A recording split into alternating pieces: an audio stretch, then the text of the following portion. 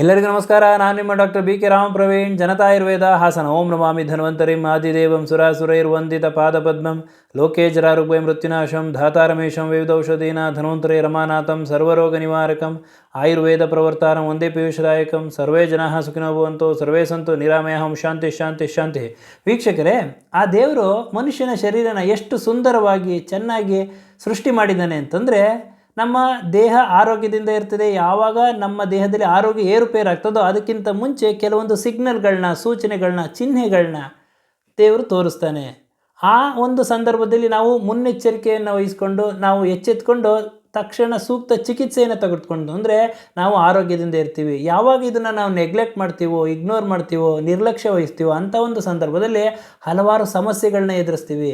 ಇವತ್ತಿನ ಈ ಒಂದು ಸಂಚಿಕೆಯಲ್ಲಿ ಯಾವ ಮುನ್ಸೂಚನೆಗಳು, ಚಿಹ್ನೆಗಳು, ಸಿಗ್ನಲ್ಗಳನ್ನ ನಾವು ತಿಳ್ಕೊಂಡು ನಾವು ಅದಕ್ಕೆ ಸೂಕ್ತ ಚಿಕಿತ್ಸೆಯನ್ನು ತೆಗೆದುಕೊಂಡ್ರೆ ಆರೋಗ್ಯದಿಂದ ಇರ್ಬೋದು ಅನ್ನೋದನ್ನು ತಮಗೆ ತಿಳಿಸ್ಕೊಡ್ತೀನಿ.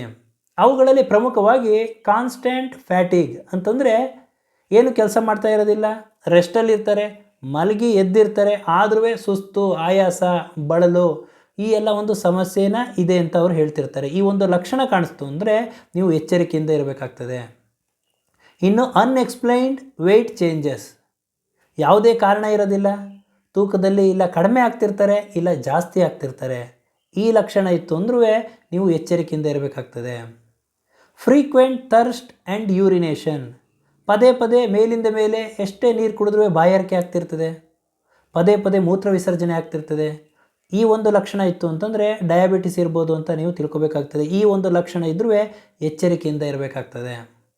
ಇನ್ನು ಪರ್ಸಿಸ್ಟೆಂಟ್ ಬ್ಲೋಟಿಂಗ್ ಆಫ್ ಅಬ್ಡಮನ್ ಅಂದರೆ ಹೊಟ್ಟೆ ಉಬ್ಬರ ಇರ್ತದೆ. ಈ ಒಂದು ಲಕ್ಷಣ ಇದ್ರೂ ಎಚ್ಚರಿಕೆಯಿಂದ ಇರಬೇಕಾಗ್ತದೆ. ಹಾಗೂ ಶಾರ್ಟ್ನೆಸ್ ಆಫ್ ಬ್ರೀತ್, ಉಸಿರಾಟಕ್ಕೆ ತೊಂದರೆ ಇರ್ತದೆ. ಆ ಒಂದು ಲಕ್ಷಣ ಕಾಣಿಸ್ಕೊಳ್ತು ಅಂದ್ರೂ ನೀವು ಎಚ್ಚರಿಕೆ ವಹಿಸಿ ಸೂಕ್ತ ಚಿಕಿತ್ಸೆ ತಗೋಬೇಕಾಗ್ತದೆ. ಹಾಗೂ ಬೊವೆಲ್ ಹ್ಯಾಬಿಟ್ಸ್ ಅಂತಂದರೆ ಅವರ ಒಂದು ಮಲವಿಸರ್ಜನೆಯಲ್ಲಿ ಕೆಲವೊಂದು ಸಮಯ ಕಾನ್ಸ್ಟಿಪೇಷನ್, ಮಲಬದ್ಧತೆ ಇರ್ತದೆ, ಕೆಲವೊಂದು ಸಮಯ ಡಯೇರಿಯಾ, ಲೂಸ್ ಮೋಷನ್ ಆಗ್ತಾ ಇರ್ತದೆ. ಇದು ಯಾವಾಗ ಪದೇ ಪದೇ ಆಗ್ತಿರ್ತದೋ ಈ ಒಂದು ಲಕ್ಷಣ ಇತ್ತು ಅಂದ್ರೂ ನೀವು ಮುನ್ನೆಚ್ಚರಿಕೆಯಿಂದ ಇರಬೇಕಾಗ್ತದೆ.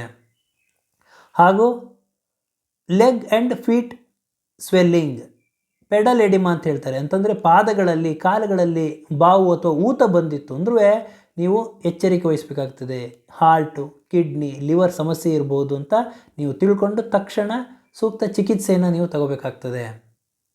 ಇನ್ನು ಪ್ರಮುಖವಾಗಿ ಚೆಸ್ಟ್ ಪೇಯ್ನ್, ಎದೆ ನೋವು ಅಥವಾ ಬ್ಲಡ್ ಪ್ರೆಷರಲ್ಲಿ ಜಾಸ್ತಿ ಇತ್ತು ಅಂತಂದರೆ ಸೂಕ್ತ ನೀವು ಚಿಕಿತ್ಸೆಯನ್ನು ತಗೋಬೇಕಾಗ್ತದೆ. ಹಾಗೂ ಫ್ರೀಕ್ವೆಂಟ್ ಹೆಡ್ಡೇಕ್, ಪದೇ ಪದೇ ತಲೆನೋವು ಬರ್ತಾಯಿದೆ, ತಲೆನೋವು ಅಂತಾರೆ, ಮಾತ್ರೆ ನುಂಗ್ತಾರೆ, ಏನೇನೆಲ್ಲ ಮಾಡ್ತಿರ್ತಾರೆ, ರೆಗ್ಯುಲರಾಗಿ ಪದೇ ಪದೇ ತಲೆನೋವು ಬರ್ತಾಯಿತ್ತು ಅಂದರೆ ನೀವು ಮುನ್ನೆಚ್ಚರಿಕೆ ವಹಿಸಬೇಕಾಗ್ತದೆ. ಹಾಗೂ ಯೆಲ್ಲೋಯಿಶ್ ಆಫ್ ಐಸ್, ಕಣ್ಣಿನಲ್ಲಿ ಏನಾದರೂ ಬಣ್ಣ ಚೇಂಜ್ ಆಗಿದ್ದರೆ, ಯೆಲ್ಲೋ ಕಲರ್ ಆಗಿತ್ತು ಅಂತಂದ್ರೆ ನೀವು ಮುನ್ನೆಚ್ಚರಿಕೆ ವಹಿಸ್ಕೊಂಡು ಸೂಕ್ತ ಚಿಕಿತ್ಸೆಯನ್ನು ತೆಗೆದುಕೊಂಡು ಅಂದರೆ ನೀವು ಆರೋಗ್ಯದಿಂದ ಇರ್ಬೋದು. ಹಾಗಾಗಿ ಇವತ್ತಿನ ಈ ಒಂದು ಸಂಚಿಕೆಯಲ್ಲಿ ಯಾವ ಯಾವ ಸಿಗ್ನಲ್ಗಳು, ಚಿಹ್ನೆಗಳು ನಿಮಗೆ ಕಾಯಿಲೆ ಬರೋಕ್ಕಿಂತ ಮುಂಚೆ, ಸಮಸ್ಯೆ ಬರೋಕ್ಕಿಂತ ಮುಂಚೆ ನಿಮಗೆ ಕಾಣಿಸ್ತದೆ, ಅಂಥ ಒಂದು ಸಂದರ್ಭದಲ್ಲಿ ನೀವು ಸೂಕ್ತ ಚಿಕಿತ್ಸೆಯನ್ನು ತೆಗೆದುಕೊಂಡ್ರೆ ಆರೋಗ್ಯದಿಂದ ಇರ್ಬೋದು ಅಂತ ಹೇಳ್ತಾ ಇವತ್ತಿನ ಒಂದು ಸಂಚಿಕೆಯನ್ನು ಮುಗಿಸ್ತಾ ಇದ್ದೀನಿ. ನನ್ನ ಈ ವಿಡಿಯೋ ತಮಗೆ ಇಷ್ಟವಾಗಿದ್ದಲ್ಲಿ ಲೈಕ್ ಮಾಡಿ, ಶೇರ್ ಮಾಡಿ ಹಾಗೂ ನನ್ನ ಎಲ್ಲ ಮುಂದಿನ ವಿಡಿಯೋಗಳಿಗಾಗಿ ಸಬ್ಸ್ಕ್ರೈಬ್ ಮಾಡಿ. ಧನ್ಯವಾದಗಳು.